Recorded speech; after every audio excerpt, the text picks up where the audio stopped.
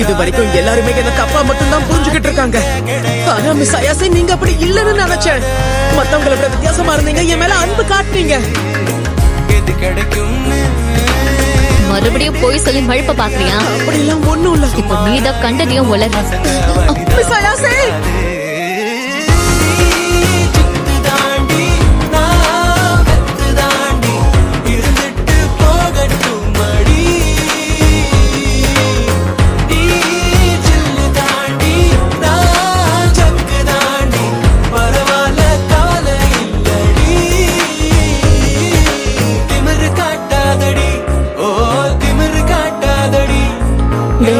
உனக்கு வரவேற்பெல்லாம் ஒரு கேடு.